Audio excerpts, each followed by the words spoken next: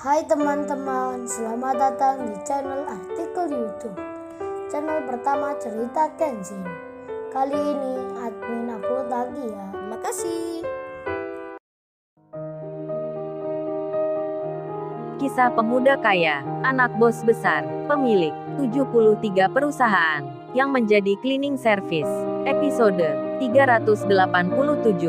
Setelah Kenshin bertemu Rena di tempat yang tak terduga, Kenshin esoknya langsung kerja, dan sebelumnya, ia sempat berpikir, dalam benaknya berkata, kok bisa orang yang dikenalnya, yang sama-sama namanya Rena, punya usaha sebuah restoran.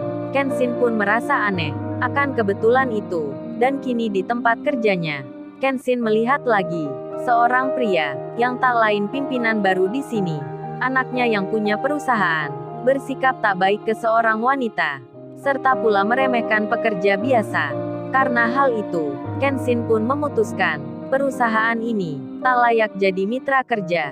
Kenshin berencana memberitahukan ke ayahnya kalau orang yang bersangkutan perangainya tak baik, sikapnya tak terpuji, tak pantas ikut kerja sama. Tak hanya itu, Kenshin pun berencana pulang, karena dianggapnya, urusannya sudah selesai. Apalagi semenjak kemarin, sudah kangen Kaori sekali. Kenshin merasa senang, akan bisa pulang cepat. Namun, saat ia sedang menyapu lantai, membersihkan ruangan kerja, tak sengaja melihat Sabriya, putrinya Pak Freddy, yang nampak resah, gundah dan gelisah, karena baru mendapat godaan dari banyak laki-laki, yang tak lain temannya Rizky, anaknya yang punya perusahaan.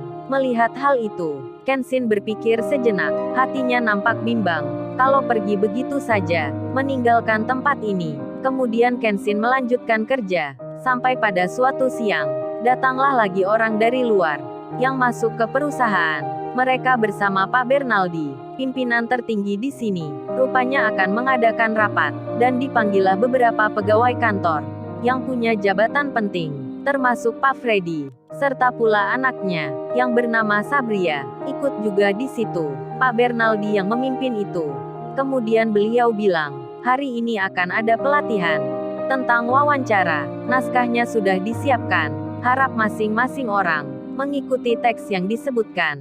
Pak Bernaldi pun melanjutkan, oh ya besok orangnya akan datang, lebih cepat dari sebelumnya, jadi kalian kalau ditanya dari orang tersebut, jawabnya harus sesuai yang di sini. Banyak berbohong pun tak masalah. Ikuti saja perintahnya. Yang penting perusahaan ini bisa diterima kerjasama. Jadi mulai sekarang, kita akan latihan bertanya. Pak Freddy pun membacanya. Begitu pula pegawai yang lainnya, yang di situ isinya banyak hal yang diada-adakan, yang tak sesuai kenyataan. Ketika membaca itu, Pak Freddy merasa berat. Begitu halnya putrinya, kalau harus bicara tak benar, mengatakan kebohongan, apalagi ini bulan puasa. Jadinya beliau pun bilang, maaf Pak Bernaldi, saya mohon maaf sekali, untuk kali ini, saya nggak bisa mengikuti rapat ini. Atau untuk besoknya, saya juga tak bisa menemui tamu tersebut, karena khawatir nanti ketahuan, karena selama ini saya nggak biasa berbohong. Apalagi ini saya sedang puasa. Jadi mohon maaf sekali, daripada perusahaan ini kena masalah, lebih baik saya tak ikut saja. Putrinya pun demikian. Sabriya itu juga bicara, mengikuti ayahnya, dan tentu saja jawaban tersebut membuat tersinggung Pak Bernaldi, membuat marah anaknya pula, yang bernama Rizky, serta orang-orang yang di situ, para pegawai kantor tersebut, sampai ada yang berkata, Pak Freddy nekat sekali, bicara seperti itu, pura-pura saja kan bisa, daripada kena masalah. Dan Pak Bernaldi pun menjawab, terus Pak Freddy, emang hubungannya apa ya dengan puasa? Apa kalau nggak berpuasa, Pak Freddy mau berbohong? Apa begitu maksudnya? Pak Freddy pun menyahut, oh bukan begitu Pak Bernaldi. Tapi ini memang prinsip saya. Tidak bisa berkata dusta. Dan atasan tersebut, meski melihat bawahannya yang jujur, yang tak suka berbohong, pemimpin perusahaan ini, malah tak menyukai, tak mau mengerti, bahkan malah mengancam. Beliau itu bilang, oke nggak masalah, kalau Pak Freddy dan putrinya tak bersedia mengikuti arahan perusahaan. Jadi maaf sekali, jabatan Pak Freddy bisa kami tangguhkan, atau bisa diganti, termasuk Mbak Sabriya, akan kami pindah ke tempat lain. Tapi sebelum itu, saya kasih kesempatan lagi untuk berubah pikiran, mau ikut pelatihan ini. Namun Pak Freddy tetap menjawabnya seperti yang semula, hingga Rizky dan teman-temannya. Mereka itu bicara, menyindir dengan bilang, "Hei Anton, lu tak mau berbohong kata lu. Lu seperti orang suci saja. Seperti gurunya Sun Gokong, yang namanya Tong Samchong." Hahaha, mereka tertawa, kemudian bicara, "Zaman sekarang masih ada saja orang yang berlagak jujur, mimpi kali di siang bolong." Waduh, anak-anak muda itu memang tak tahu sopan santun. Mentang-mentang temannya yang punya perusahaan, jadi bisa menertawakan orang dengan sembarangan. Dan Sabria putrinya Pak Freddy pun semakin sedih. Ayahnya dibuat bercandaan.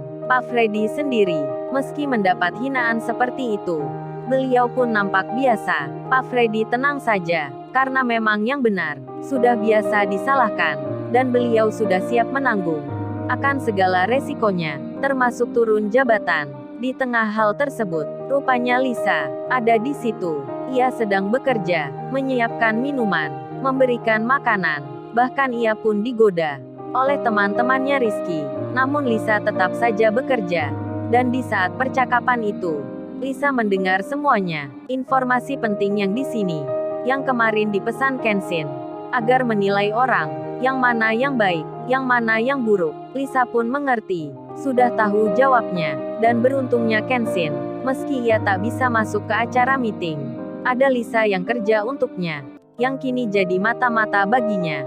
Kenshin pun ada di luar, ia bekerja di parkiran, lalu tak sengaja dilihat ke arah Pak Satpam, seperti ada orang dikenalnya, dan Kenshin merasa yakin itu adalah Iwan temannya. Kenshin langsung saja menghampiri, dan benar saja Iwan pun bicara, "Sorry bro, gua langsung ke sini. Lebih mudah mencarinya daripada gua nunggu di tempat kos lu. Entar dikira orang tak baik." Itu pun masih cari-cari pula. Iwan lalu melanjutkan, "Gimana bro kerja di sini? Apa gua bisa masuk jadi detektif lagi?" Hahaha, Iwan bercanda, dan Kenshin menjawab, "Tenang aja Wan, masalah itu entar dipikirkan. Yang penting lu sekarang sudah datang jauh-jauh, belum istirahat." Iwan pun menyahut, "Gua tunggu di sini aja bro, sampai lu pulang kerja." Kenshin menjawab, "Waduh jangan Wan, di sini panas." Kenshin pun langsung teringat, "Gini aja Wan, lu naik angkutan, lu entar turun di perempatan, tak jauh dari sini, di situ nanti ada restoran, masih baru tempatnya, lu masuk saja, tunggu di situ, kita entar buka puasa di sana." Iwan pun bertanya, "Apa bro kata lu? Gua menunggu di restoran." "Yang benar aja bro, dari siang sampai sore, bisa-bisa gua diusir pemiliknya." Kenshin menjawab, "Sudahlah Wan, lu percaya gua, yang punya orangnya sabar, lu nginap di sana saja pasti boleh. Masa gua bohongin teman sendiri?" Karena Kenshin bilang seperti itu, Iwan tentu saja percaya, dan singkat cerita, Iwan naik angkutan, seperti yang disarankan. Lalu ditemui restoran, yang memang masih baru. Iwan pun masuk ke dalam, dan oleh pelayan restoran, Iwan dikira pelanggan, lalu disuguhkan menu makanan. Pelayan itu bilang, "Selamat siang, kami senang Anda datang ke sini. Oh ya, kalau boleh tahu, Mas mau pesan yang mana ya?" Iwan diberi daftar makanan. Namun Iwan menjawab, "Oh saya lagi puasa mbak, makannya entar saat waktu maghrib. Ini pun lagi menunggu teman untuk buka puasa di sini." Mendapat jawaban seperti itu, pelayan itu pun bingung sekali. Buka puasa masih lama, tapi siang sudah menunggu di sini. Dan pelayan itu tertawa di hati, lalu cerita ke teman-temannya. Iwan pun jadi perhatian, dipandang sana-sini. Sedang Iwan sendiri bertanya dalam hati, "Apa Kenshin ngerjain gua ini? Masa disuruh menunggu di sini? Emang sih gua gak diusir, tapi malunya ini setengah mati." Dan Iwan benar-benar menjadi bahan pembicaraan di antara pegawai restoran. Mereka berkata, ada orang yang rajin janjian dengan temannya untuk buka puasa, tapi waktu siang sudah datang. Hingga berita itu didengar oleh pemilik restoran yang bernama Rena. Si Rena pun penasaran. Ia kemudian keluar. Tepat saat itu, sudah jam 3 sore. Si Rena pun berjalan dengan pelan-pelan ke ruang pelanggan. Ingin tahu orangnya, siapa yang janjian dengan temannya. untuk buka puasa. Datangnya di awal waktu, masih siang pula. Si Rena yang penasaran, akhirnya sampai ke tempat tersebut. Lalu, bagaimana kisah selanjutnya? Subscribe channel ini untuk episode berikutnya. Terima kasih. Jangan lupa ya guys, untuk kelanjutan ceritanya ada di channel Artikel YouTube. Jangan lupa subscribe ya guys, dan tekan notifikasinya